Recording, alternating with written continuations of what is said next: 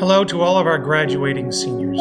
As I mentioned in a recent video, it's fair to say that nobody expected your spring semester to turn out like it did. But be that as it may, you persevered. You faced the challenge and embraced it. And you've been doing that since you started your college journey. You not only faced the challenges of this very difficult semester, but throughout your college journey. And most importantly, you succeeded. So I simply wanted to tell you during the originally scheduled week of graduation that we are so enormously proud of you for your accomplishments. Congratulations. While this is a very special milestone for graduates, it's also very special for their families. It's a time of celebration. And given the circumstances, and they're maybe even more so because of the circumstances, it's a time to demonstrate the pride of our graduate successes. It's the culmination of a few years of very hard work and perseverance, and through all of that journey, all of you, and your families included, have experienced a range of emotions, from confusion and jubilation to frustration and anxiety, and frankly, you've probably been experiencing all of them at the same time. And it didn't take the COVID crisis for that to occur. You may or may not have realized by now that earning a degree is far more than learning the tactical facets of a particular subject. It's more about a maturation process. It's instilling discipline and training oneself in the art of thinking. And perhaps most importantly, it's about establishing your values. I have one piece of advice, parting advice, which may sound a little strange coming from the president of the university.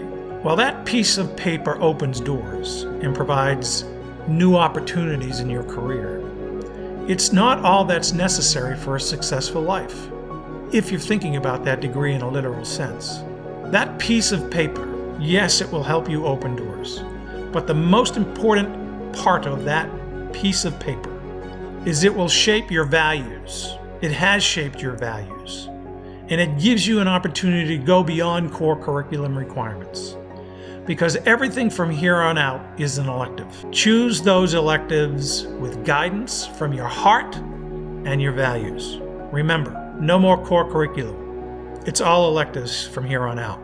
And all I can say is, in my experience, the happiest people in any room are always those who nurture family, friends, and have found service to others while climbing their mountain. At life's end, you're not going to be thinking about your diploma. You're not going to be thinking about your network. You're not going to be thinking, I wish I had that portion of driveway, or even if you had the portion of driveway. You will be thinking about your family and your friends and the relationship that has endured throughout a lifetime. You have an opportunity throughout the rest of your life to shape not only those final moments, but most importantly, shape those relationships which will define your life story.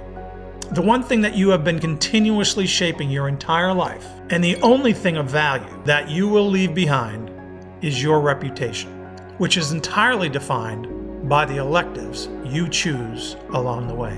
You know, you may have realized it, I hope someday you do, but at some point you're going to realize that what matters most in life may not have taught you critical thinking, but what matters most in life you learned in kindergarten. There's a famous song by Tim McGraw that I think kind of shapes that thought. And while I'm not going to sing it to you, I'm going to share a few lines with you. Hold the door. Say please. Say thank you. Don't cheat. Don't steal. And don't lie. I know you have mountains to climb, but always stay humble and kind. When the dreams you're dreaming come to you, when the work you put in is realized, let yourself feel that pride, but always stay humble and kind. Don't expect a free ride from no one. Don't hold a grudge or a chip, and here's why. Bitterness keeps you from flying. Always stay humble and kind. Don't take for granted the love this life gives you. Don't forget to turn around and help the next one in line. Always stay humble and kind. Again, congratulations, and may God bless each of you throughout the next chapter of your life. Thank you.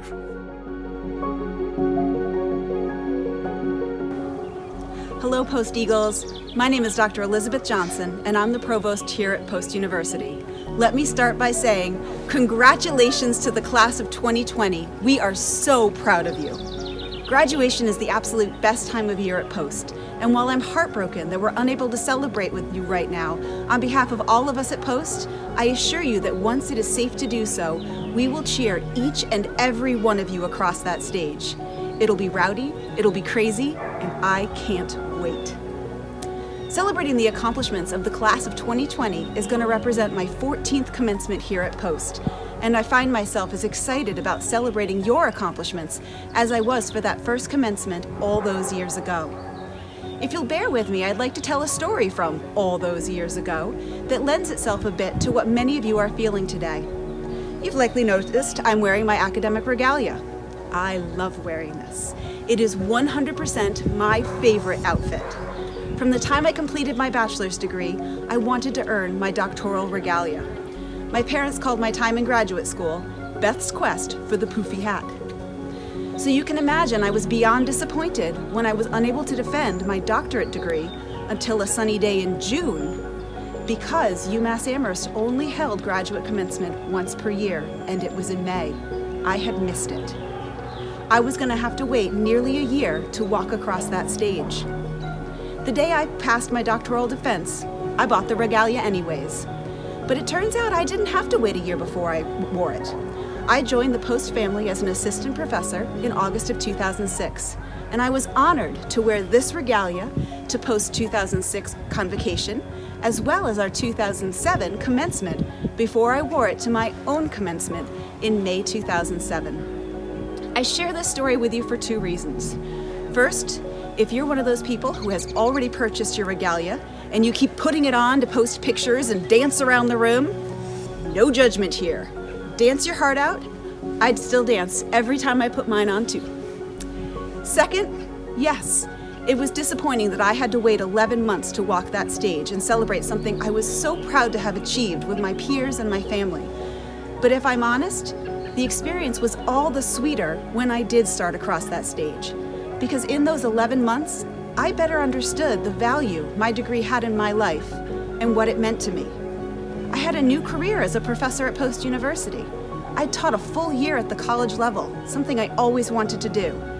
And I had watched Post's class of 2007 bounce across that stage, and it felt immense pride at being a part of their accomplishments. And this was all possible because of my degree. I encourage you to see past the disappointment of a postponed commencement and look to the power of the degree that you just earned. Look to the growth your degree helped you to make as a leader and as a learner. Look to the doors your degree can open. Look to the opportunities your degree will lead you to. And when you do walk that stage with us, and I promise you will, it will be all the sweeter. On behalf of all of us at Post University, congratulations to the class of 2020. You earned it.